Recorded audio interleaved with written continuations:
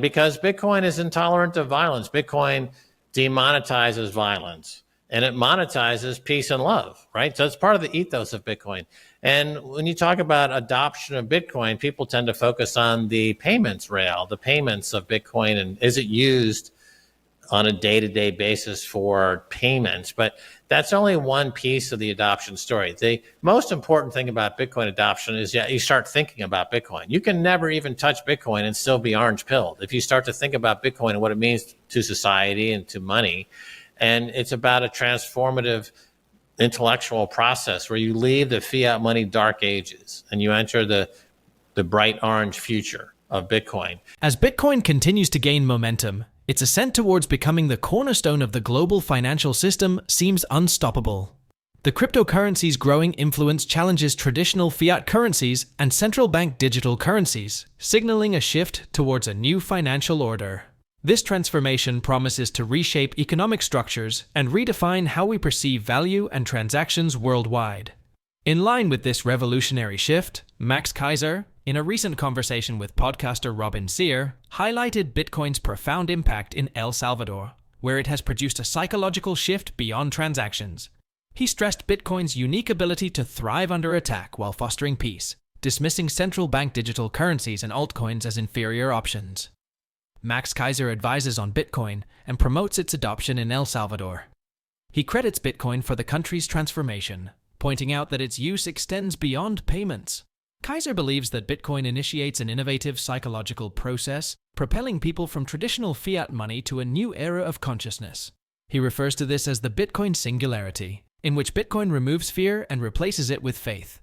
Watch clips from the interview for further insights into Max Keiser's conversation with Seyr. Please like this video, subscribe to the channel, and turn on post notifications for more content. Enjoy the video. How much is like Nayib Bukele as a leader? Well, since my job is really to advise on Bitcoin and to kind of bring Bitcoin into El Salvador and Bitcoin maximalism, I would say it's 100% due to Bitcoin. You know, other people would have another opinion, but I think that, you know, it's no coincidence that after making Bitcoin legal tender, then the president became intolerant of the violence that was all around and went to war against the gangs. And the country has had a gangectomy. You know, the gangs were removed from the country. And because Bitcoin is intolerant of violence, Bitcoin demonetizes violence and it monetizes peace and love, right? So it's part of the ethos of Bitcoin. And when you talk about adoption of Bitcoin, people tend to focus on the payments rail, the payments of Bitcoin, and is it used on a day-to-day basis for payments? But that's only one piece of the adoption story. The most important thing about Bitcoin adoption is you start thinking about Bitcoin. You can never even touch Bitcoin and still be orange pilled. If you start to think about Bitcoin and what it means to society and to money, and it's about a transformative intellectual process where you leave the fiat money dark ages and you enter the bright orange future of Bitcoin. And that's everywhere here in the country. The entire country has a 100% adoption rate, in my opinion, because it's 100% talked about in this country. And it's having a profound impact on the day-to-day life of everybody in the country. I call it the Bitcoin singularity. So Bitcoin essentially algebraically solves for fear. You know, it removes fear from human consciousness. And it replaces it with faith. So we have 100% faith-based species. If we can get there, you know, it's kind of a race to see whether humans will survive the current situation that we have, where the worst elements of society are really vying for dictatorial power in countries around the world. And their policy is for total authoritarian control. So if we can get through this next few years, then on the other side of it is the Bitcoin singularity and kind of a global awakening consciousness, a Bitcoin consciousness of love. You know, love works. Love is a perfectly acceptable organizing principle if you have Bitcoin, perfect money, running in the background. And this is, as I said, demonetizes violence. Now, to give you an example of this, for example, so humans for 500,000 years or 1 million years part of the experience for all humans was violence from those who might be interested in taking your property, for example. If they can't get it by any other means, they would resort to violence. If you have unconfiscatable property, which is Bitcoin, then really it removes violence as an option in accumulating property.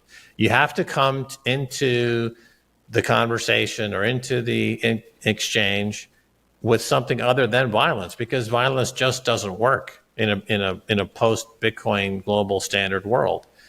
And so that's what we have on the other side of this. I think that humans are primed for this type of existence. It's taken us a long time to get here, but I think we're on the verge now of that Bitcoin singularity and an existence based entirely on love. Well, CBDCs, or central bank digital currencies, are just an extension of the fiat money world, right? There's nothing new there. It's just more fiat money. And the same thing with altcoins. All altcoins, whether it's Ethereum or any of the other 20, 30, or 40,000 altcoins, they are an extension of fiat money. They're not part of the Bitcoin universe.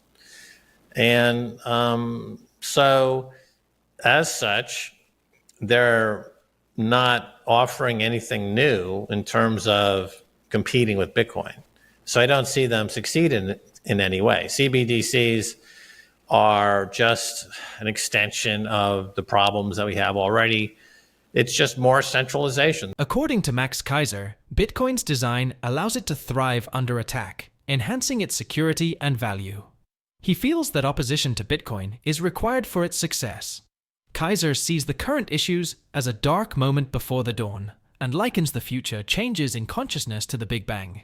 He dismisses central bank digital currencies as a last-ditch attempt to preserve fiat currency. Max Keiser credits El Salvador with keeping shitcoins out of the country. He highlights El Salvador's role in the Bitcoin revolution, which includes the greatest Bitcoin holdings, legal tender status, and the acquisition of top talent. Max Keiser believes Bitcoin's rise is unstoppable, similar to gravity, and that El Salvador's alliance with Bitcoin makes it even more so. Let's go back to the interview and watch more clips to gain insights from Max Keiser. I think one of the interesting design attributes of Bitcoin is that it's designed to be attacked. And the more you attack it, the greater the hash rate goes up, and therefore the greater the security, and therefore the greater its use as a store of value. So it's a very interesting situation where Bitcoin really is designed to get attacked in this sense. You know, if nobody hated Bitcoin, it wouldn't be as successful as it is today. We need people to hate Bitcoin and try to attack Bitcoin to make it obvious that it's immutable, indestructible, and on its permanent vector. It's just we're at that phase where you have the darkest moment before the dawn, right? It's the darkest before the dawn. You have that blackness, the black period before the Big Bang. You know, this is really echoes the Big Bang. I think it's the Bitcoin Big Bang. It's the Big Bang of consciousness that's coming. And that's where I see CBDCs. I don't see them having any material impact whatsoever. It's just the last gasp of a dying fiat money mentality. If I go out in the normal world and go out talk with my uncles, they don't get the difference between Bitcoin and Ethereum. It's, you know, that's a lot of the work that we do here in El Salvador. It's both Bitcoin centric and talking about Bitcoin and promoting Bitcoin. It's also creating a very firm perimeter through which the altcoins and the shitcoins can't get through. And we've been really successful in that, because look at the last couple of years when you had the FTX, Sam Bankman-Fried, Celsius, Luna, all those really bad coins that created unbelievable damage. None of them appeared here.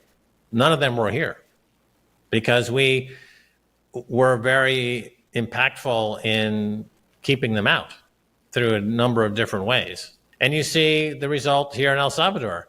That's the importance of it. You see the results. We don't have the problem of a shitcoin infestation. Right. So they're really, they're parasites. And so you need to keep them out or they will just nibble away at everything you've been working for. There's absolutely nothing that any of these shitcoin projects have to offer. And here in El Salvador, basically, the way it's set up is Bitcoin is money, and everything else, you have to go and get registered as a security. So unlike the United States, where the SEC will take this approach of a case-by-case study, it's enforcement through prosecution or something like this. Whereas here, we have a very clear legal distinction. There's Bitcoin, and then everything else is an unregistered security without any equivocation. And the results are in. We're leading the world in the Bitcoin revolution. We've got the biggest stash of Bitcoin on the reserves of any country. We've got Bitcoin legal tender. We are a Bitcoin country. We are attracting the best and the brightest. We're attracting the biggest Bitcoin companies from around the world, right? So we're leading the way here. When you hear about Donald Trump and he's talking about Bitcoin, and he's at the Nashville event and he's talking about Bitcoin, on his Bitcoin journey, he's what I call the 5 stages of enlightenment of Bitcoin. He's, I would say, on the second step. He hasn't really, so he's just getting started. Well, in Bitcoin, you have this concept of inevitability.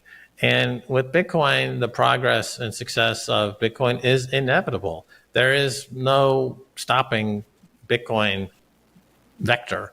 There's no human ability to stop it. It's like gravity or any unstoppable force. El Salvador is now, because it's aligned itself with Bitcoin, has become equally unstoppable and equally inevitable. El Salvador is now the one true indispensable country in the world. Meanwhile, economists, traders, politicians, and financial journalists have been eagerly awaiting the Federal Reserve's decision on U.S. interest rates. It's been 14 months since July 2023, when the Fed last raised its key federal funds rate to 5.25% to 5.5%. In fact, it's been 54 months since March 2020, when the Fed last reduced rates. The Fed is now expected to announce a rate cut following its 2-day meeting of the Federal Open Market Committee. This week will also bring other significant economic and earnings reports. Futures trading indicates that opinions are split. Half of traders anticipate a 0.25 percentage point cut to 5% to 5.25%, while the other half are hoping for a 0.5 percentage point cut to 4.75% to 5%. The Fed's rate decision, scheduled for 2 p.m. Wednesday, could significantly impact stock markets. If the announcement itself doesn't move markets, 2 additional events might. Fed Chairman Jerome Powell's press conference could provide unexpected insights, particularly on future rate cuts. Additionally, the release of the dot plot chart, which reflects Fed officials' projections for the economy, inflation, and interest rates over the next few years, will be closely watched by investors for hints on the Fed's future actions. Despite the Fed's slow approach to cutting rates, as noted by the Street's Martin Bacardax, the central bank has been deliberate in both its rate adjustments and its fight against inflation. What are your thoughts on Max Keiser's vision of the Bitcoin singularity and its potential impact on society? Do you agree with his perspective, or do you have a different view on Bitcoin's role in our financial future? Share your thoughts in the comments below, and if you enjoyed this video, please give it a thumbs up, share it with others, and subscribe to our channel for more content. Thanks for watching.